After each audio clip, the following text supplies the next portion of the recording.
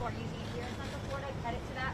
But even this morning, our health leader said that by far their preference is the vaccine. So why haven't you come with the vaccine with the same enthusiasm as monoclonal? Well, I would ask you to go back and look at the history. I know no governor did more public events than I did. Over 50 public events, with this. If you look, our entire vulnerable population has basically been vaccinated. We continue, even though we've done all the nursing homes, for example, we still see people that are testing positive in the nursing home. So it's not, yeah, they're vaccinated. That's great. That was the right thing to do. I do think it reduced for at least a few months the number of infections in nursing homes. But it's not just Florida. You're seeing now more people are testing positive. So then what do? So it's totally not a mutually exclusive. But if somebody tests positive, if they're unvaccinated, the vaccine isn't going to treat it. They need it to be treated. So do both, but just understand, people who are vaccinated are still testing positive. People who are very high risk, the vaccine is reducing their exposure to serious illness, but it's still something we want them to know. If you do it, talk to your doctor. Maybe you still want to do this, and I know people have done that as this has been going on. Yes, sir. Given the need for treatments like this, and given the numbers that you just spoke about, where are you and your administration when it comes to releasing daily COVID numbers? Well, that's something that health department's doing. They are released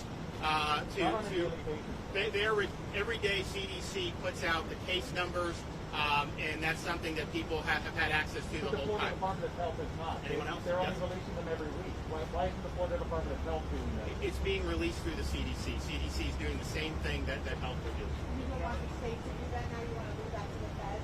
It's coming from the state. That's the report. The state uploads it there. Yes, sir. On the issue of healthcare workers, they tell us they're emotionally and physically exhausted a year and a half into this. Do you have any plans to bring in health professionals from outside of the state to help alleviate some of this burden? So the question is about some of the medical staff. One, it's been very, very difficult because for a year and a half, they've been on really a different footing than they were previously. And I think also in this 2021 summer wave, because you have so many vulnerable that have been vaccinated, some of the folks that are showing up are more kind of middle-aged folks, which is a little bit different than last wave. But I think that's something that's more close to what these healthcare workers are and their families and everything. And not that someone that's 90 that has problems, and that's still a sad thing. But I think that it has been tough. In fact, I was talking to one of the big health systems here, one of the CEOs, and he said specifically that that's weighed. So that's been very difficult. You also have a shortage of staff nationwide. You have these basically these agencies that can farm this stuff out, and so you can make a lot of money being a traveling staff member.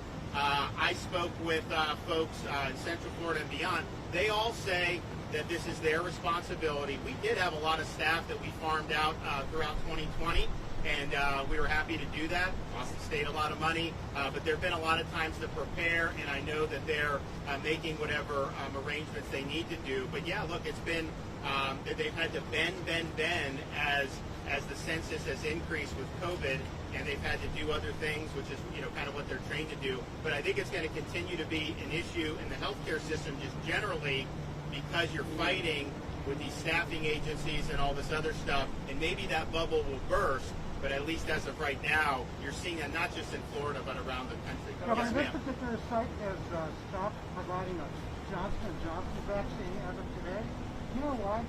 So the question's about the J&J. So this site, no sites are getting them now because we have not gotten a shipment from the federal government since May 2nd. Was the last time the state got J&J. So they've been farmed out as needed, but we're now at the point where the stockpile is depleted. And so if there's more J&J that comes in, then obviously it'll be going out. So right now, the high throughput sites like you have here in Orlando, they're getting a combination of the Pfizer and the Moderna.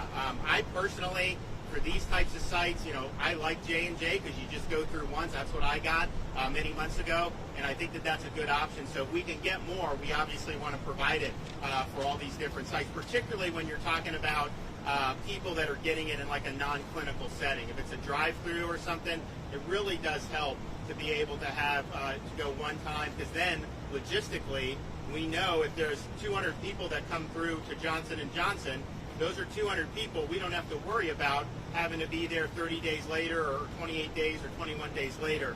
So it is very helpful. I think actually the J&J data, I think it's held up very well against Delta.